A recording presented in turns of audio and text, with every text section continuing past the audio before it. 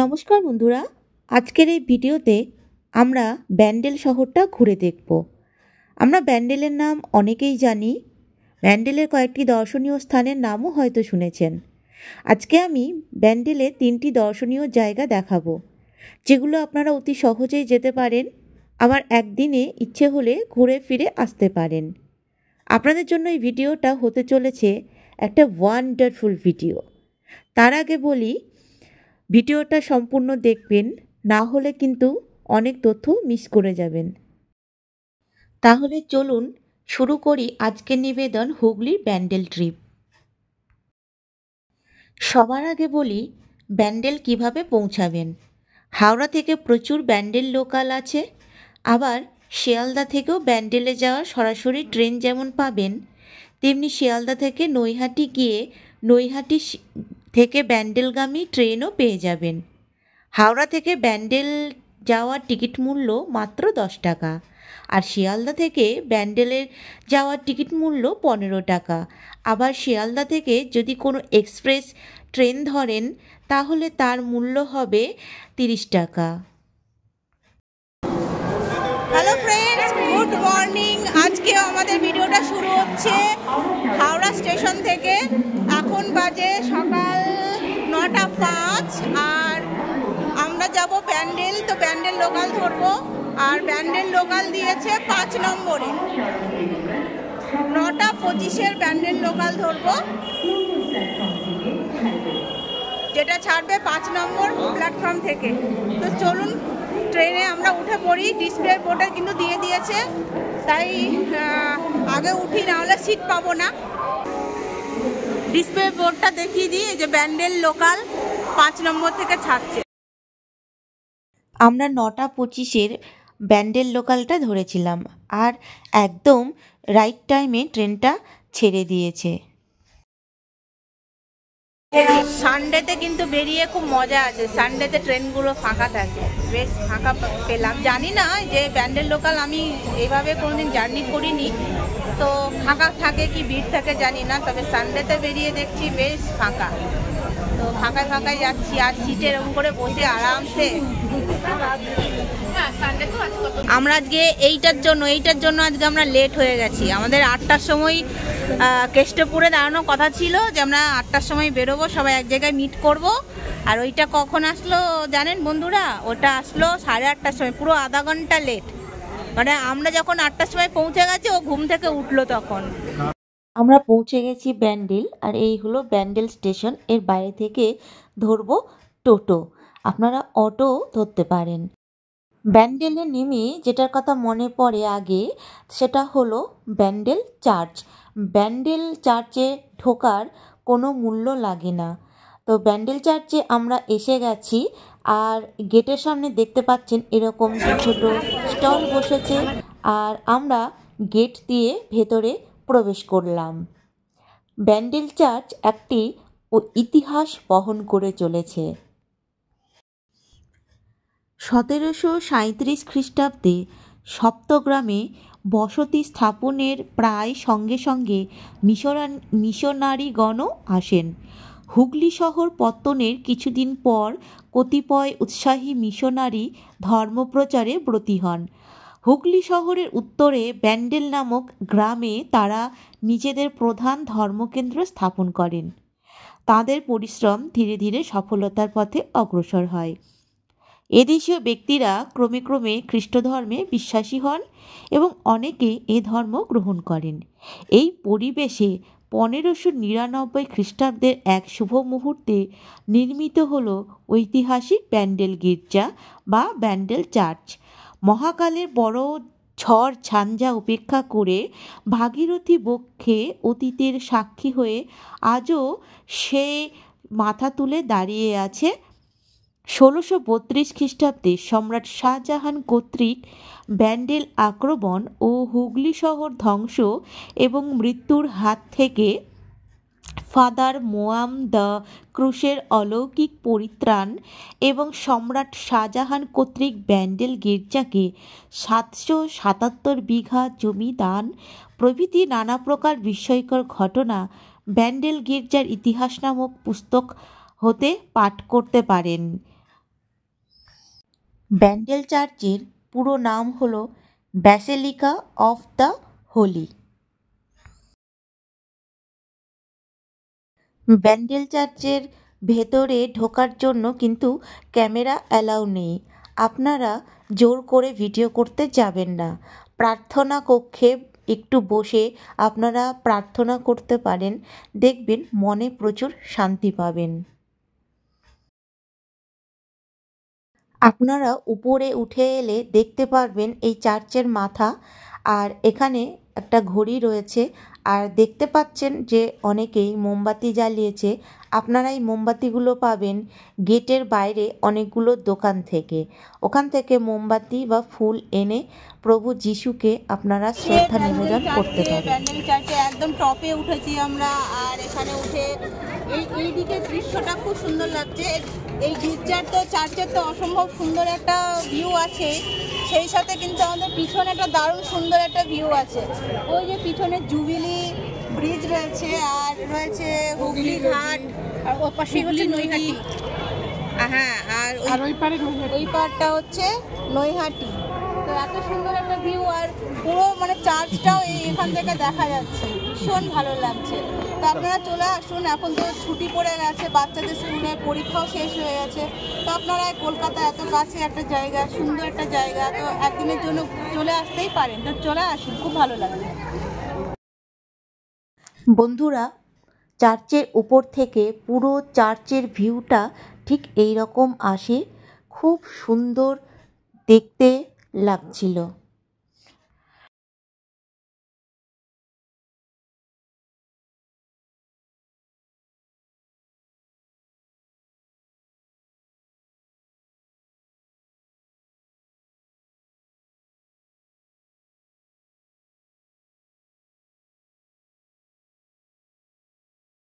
চার্চের পিছনটা কিন্তু খুব সুন্দর। এই যে এখানে পার্ক মতো করা আছে, খোলা মেলা, খুবই ভালো লাগছে দেখতে।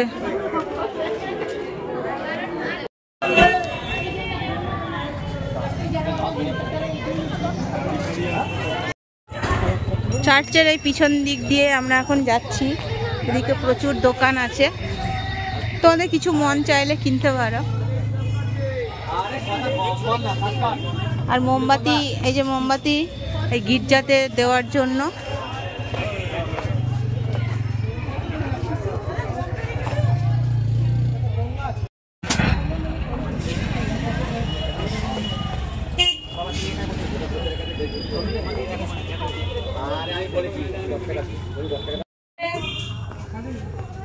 গোলা খাবে, গোলা, আলু চাট, চুরমুর চাট, পাপড়ির চাট, কি খাবে বলো? চার্চের একদম পিছনে ওই যে এখন দেখো গঙ্গার, এটা সামনে গঙ্গার ধারে জায়গাটা আছে।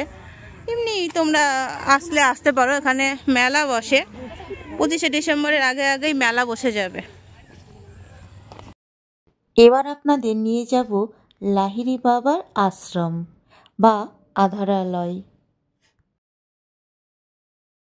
এই মন্দিরে প্রবেশের কিছু নিয়ম আছে, গেটের বাইরে বোর্ডে লেখা আছে, আপনারা একটু দেখে নেবেন আর ফলো করবেন। মেয়েরা কিন্তু মাথায় অবশ্যই ঢাকা দেবেন, আর কেউ ছেলে হোক বা মহিলা কেউ ছোট ড্রেস পরে যাবেন না। লাহিড়ী বাবার আশ্রম নিয়ে আমি একটি রিসেন্ট ভিডিও বানিয়েছি, আপনারা চাইলে ওই ভিডিওটি দেখতে পারেন। ওখানে ডিটেল আমি দেখিয়েছি, আর এই ভিডিওটাতে আমি অল্প করে আপনাদের দেখালাম, কারণ এই ভিডিওটা অনেক বড় হয়ে যাবে। আপনারা একটুখানি ভিডিওটা দেখে নিন, আর লাহিড়ী বাবার আশ্রমের সমস্ত ডিটেলস পাবেন আমার লাহিড়ী বাবার ভিডিওটিতে। এই ফুলগুলো যখন ফুটবে, রাস্তার দুই পাশে এই যে মাঝখানে আলপনা দেওয়া, আর এই দুই পাশে ফুল ফুটবে, দারুণ লাগবে দেখতে। লাহিড়ী বাবার আশ্রম একটা খুব শান্তির জায়গা। এই যে গোলাপ ফুল, কি সুন্দর সুন্দর সব কালার রয়েছে।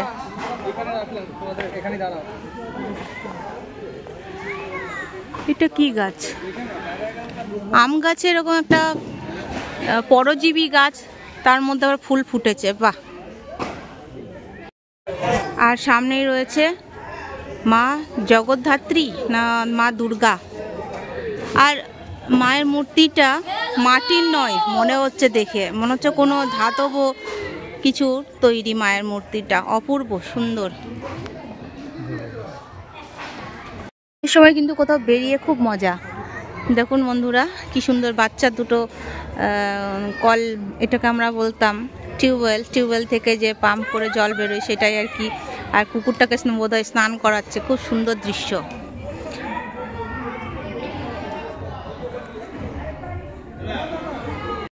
তো চলে এসছি একদম মন্দিরের সামনে। এখানকার পরিবেশটা দেখুন বন্ধুরা, কত গাছ, কি সুন্দর লাগছে দেখতে পাচ্ছেন বন্ধুরা। আর সামনে ওই যে শ্রীকৃষ্ণ সারথি রথের আর অর্জুন দেখুন। লাহিড়ী বাবার মন্দিরে কোনো প্রবেশ মূল্য নেই। কোথায় লাইন দেখছো?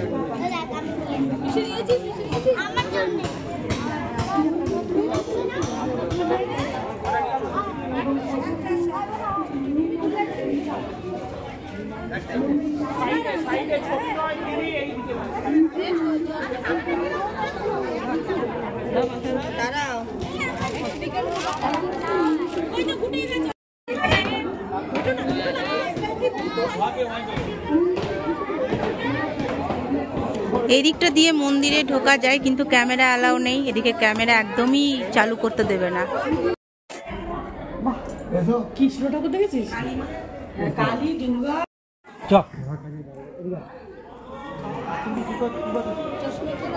লাহিড়ী বাবার আশ্রমের দুই পাশে দুটো মন্দির আছে। এদিকে একটা মন্দির আছে যেটা দেখালাম, কালী মন্দির। ওই পাশে আরেকটা মন্দির আছে যেটা দেখাবো।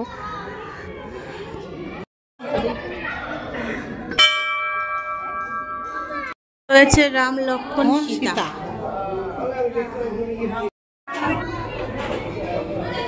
আয় আয় আয়,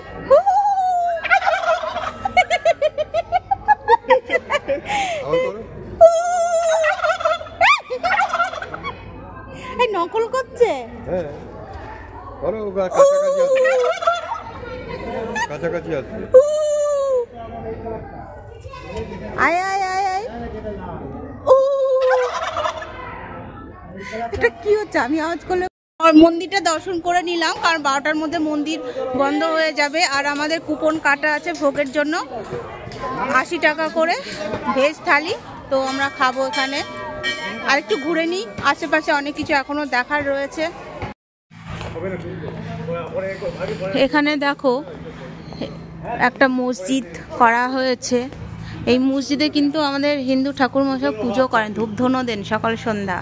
তো এই লাহিড়ী বাবার আশ্রম এটাই বোঝাচ্ছে যেখানে হিন্দু মুসলিম সর্বধর্মের এখানে কিন্তু সমন্বয় ঘটেছে। এখানে সবাই কিন্তু আসতে পারে। এই যে এখানে দেখো যীশুখ্রিস্ট রয়েছেন। তো সব মানুষ এখানে প্রবেশ করতে পারেন লাহিড়ী বাবার আশ্রমে, কোনো বাধা নিষেধ নেই। রয়েছেন ব্যাসদেব, তার 4 শিষ্যকে দীক্ষা দিচ্ছেন। রয়েছেন লোকনাথ বাবা। এই জলে ছিল, আছে আছে আছে আছে জলে আছে।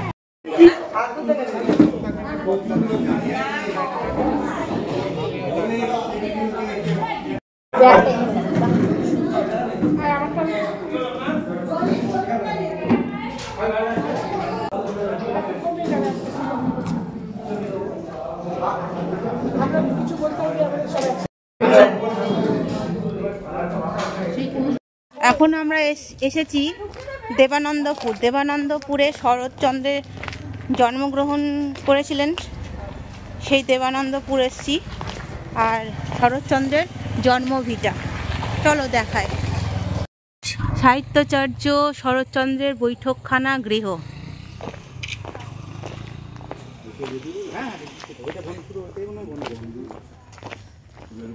ভিতরে ঢুকি, দেখি যাই। এইটা হলো শরৎচন্দ্রের বাড়ি। এই যে এটা বৈঠকখানা। এই যে কিছু গাছপালা রয়েছে এদিকে। এই যে শরৎচন্দ্র চট্টোপাধ্যায় ওনার একটা মূর্তি রয়েছে। এখানে লেখা আছে জন্ম 15ই সেপ্টেম্বর 1876, মৃত্যু 16ই জানুয়ারি 1938 সাল, দেবানন্দপুর, হুগলি।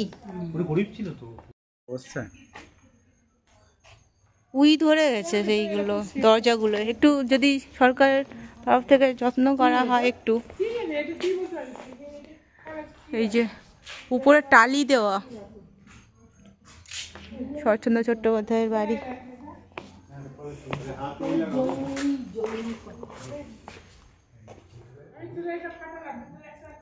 এই যে ভেতর দেখা যাচ্ছে একটা জানলা খোলা আছে, কিছুই নেই আসবাবপত্র, প্রচুর গাছপালা রয়েছে। এই যে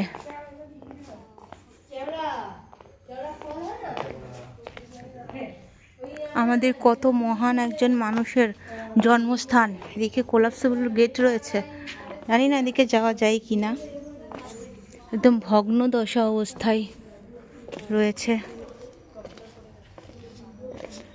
এই দিক দিয়েই আমরা যে মেন গেট দিয়ে ঢুকেছিলাম, এটাই যাওয়ার রাস্তা আর কি, এটা দিয়ে। আর আমরা ওইটা দিয়ে প্রবেশ করেছিলাম, আবার এইখানেও একটা গেট রয়েছে।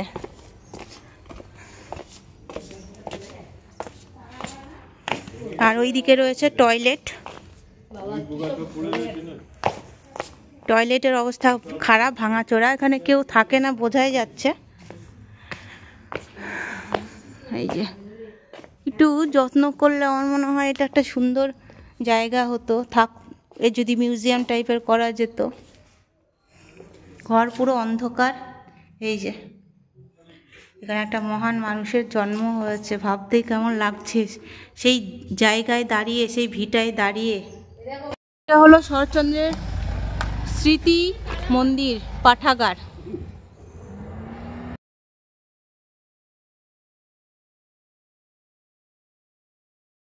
বাজে 4:15, তো আমাদের সমস্ত ঘোরা টোরা হয়ে গেল, আর টায়ার্ড হয়ে গেছি, আর কোথাও যেতে ইচ্ছা করছে না। এবার আমরা ব্যান্ডেল থেকে ট্রেন ধরবো, তো দিয়ে বাড়ি যাব। আর কিছু ভালো লাগছে না। আজকের মতো এই বেড়ানো আমাদের ছিল। এইভাবে আমরা আজকের দিনটাকে এনজয় করলাম।